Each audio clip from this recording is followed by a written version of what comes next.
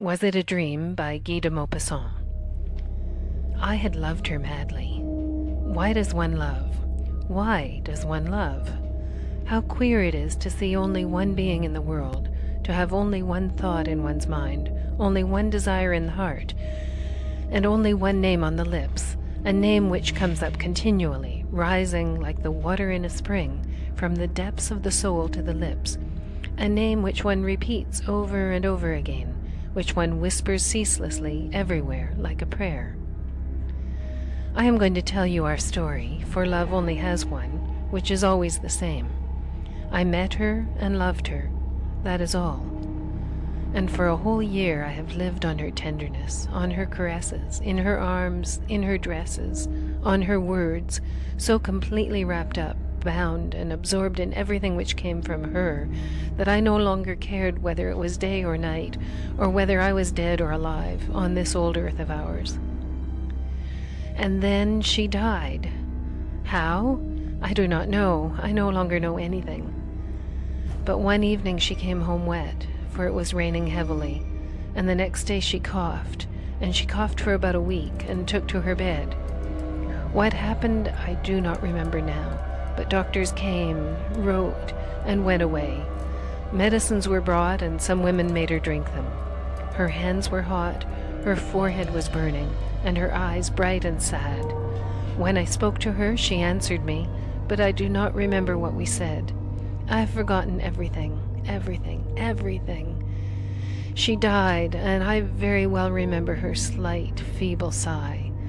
The nurse said, "Ah," and I understood, I understood. I knew nothing more, nothing. I saw a priest who said, "Your mistress?" And it seemed to me as if he were insulting her. As she was dead, nobody had the right to say that any longer, and I turned him out. Another came who was very kind and tender, and I shed tears when he spoke to me about her. They consulted me about the funeral, but I do not remember anything that they said, though I recollected the coffin and the sound of the hammer when they nailed her down in it. Oh God, God. She was buried, she in that hole. Some people came, female friends. I made my escape and ran away. I ran and then walked through the streets, went home, and the next day started on a journey. Yesterday I returned to Paris, and when I saw my room again, our room, our bed, our furniture, everything that remains of the life of a human being after death, I was seized by such a violent attack of fresh grief that I felt like opening the window and throwing myself out into the street. I could not remain any longer among these things, between these walls which had enclosed and sheltered her, which retained 1,000 atoms of her skin and of her breath, in their imperceptible crevices.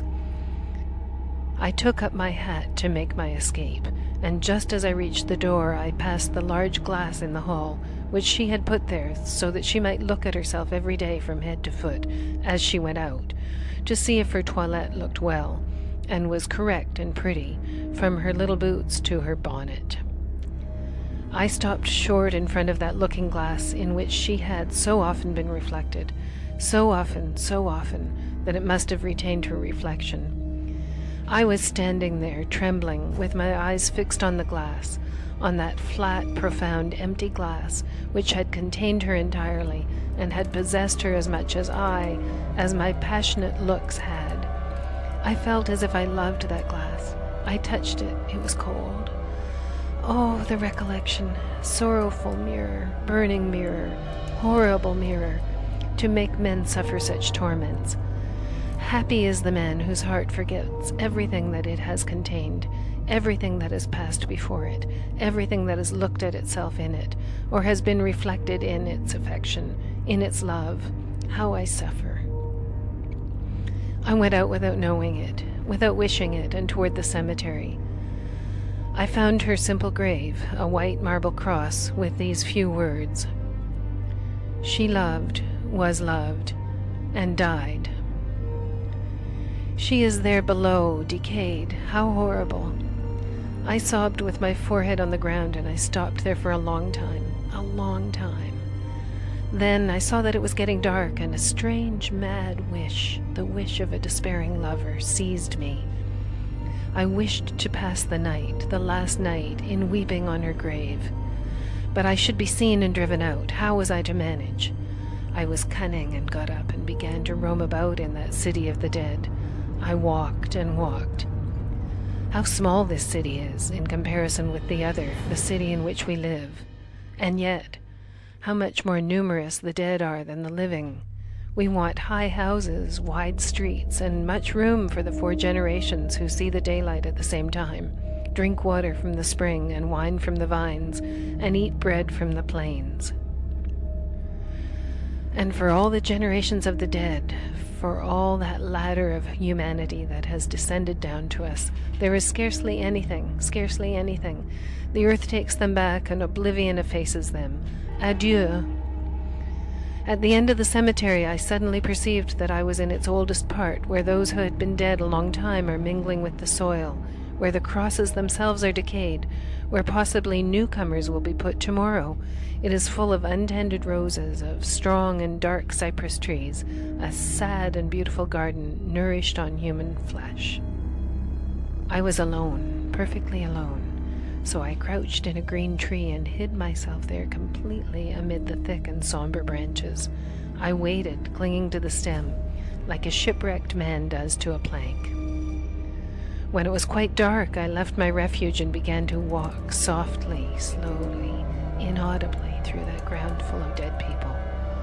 I wandered about for a long time, but could not find her tomb again. I went on with extended arms, knocking against the tombs with my hands, my feet, my knees, my chest, even with my head, without being able to find her. I groped about like a blind man finding his way. I felt the stones, the crosses, the iron railings, the metal wreaths, and the wreaths of faded flowers. I read the names with my fingers by passing them over the letters. What a night, what a night. I could not find her again. There was no moon. What a night. I was frightened, horribly frightened in these narrow paths between 2 rows of graves. Graves, graves, graves, nothing but graves. On my right, on my left, in front of me, around me, everywhere there were graves. I sat down on one of them, for I could not walk any longer. My knees were so weak. I could hear my heart beat, and I heard something else as well. What? A confused, nameless noise. Was the noise in my head, in the impenetrable night, or beneath the mysterious earth, the earth sown with human corpses? I looked all round me, but I cannot say how long I remained there. I was paralyzed with terror, cold with fright, ready to shout out, ready to die. Suddenly it seemed to me that the slab of marble on which I was sitting was moving. Certainly it was moving, as if it were being raised. With a bound I sprang onto the neighboring tomb, and I saw, yes, I distinctly saw the stone which I had just quitted rise upright. Then the dead person appeared, a naked skeleton, pushing the stone back with its bent back. I saw it quite clearly, although the night was so dark. On the cross I could read, "Here lies Jacques Olivant, who died at the age of 51. He loved his family, was kind and honorable, and died in the grace of the Lord." The dead man also read what was inscribed on his tombstone. Then he picked up a stone off the path, a little pointed stone, and began to scrape the letters carefully. He slowly effaced them, and with the hollows of his eyes he looked at the places where they had been engraved. Then with the tip of the bone that had been his forefinger he wrote in luminous letters, like those lines which boys trace on walls with the tip of a lucifer match. "Here reposes Jacques Olivant, who died at the age of 51. He hastened his father's death by his unkindness, as he wished to inherit his fortune. He tortured his wife, tormented his children, deceived his neighbors, robbed everyone he could, and died wretched." When he had finished writing, the dead man stood motionless, looking at his work. On turning round, I saw that all the graves were open, that all the dead bodies had emerged from them, and that all had effaced the lies inscribed on the gravestones by their relations, substituting the truth instead. And I saw that all had been the tormentors of their neighbors, malicious, dishonest, hypocrites, liars, rogues, calumniators, envious, that they had stolen, deceived, performed every disgraceful, every abominable action. These good fathers, these faithful wives, these devoted sons, these chaste daughters, these honest tradesmen, these men and women who were called irreproachable, they were all writing at the same time on the threshold of their eternal abode, the truth, the terrible and the holy truth of which everybody was ignorant or pretended to be ignorant while they were alive. I thought that she also must have written something on her tombstone, and now running without any fear among the half-opened coffins, among the corpses and skeletons, I went toward her, sure that I should find her immediately. I recognized her at once, without seeing her face, which was covered by the winding sheet, and on the marble cross, where shortly before I had read, "She loved, was loved, and died," I now saw, having gone out in the rain one day, in order to deceive her lover, she caught cold and died.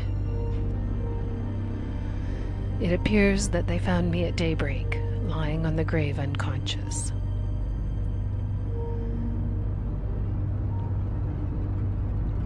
End of Was It a Dream by Guy de Maupassant.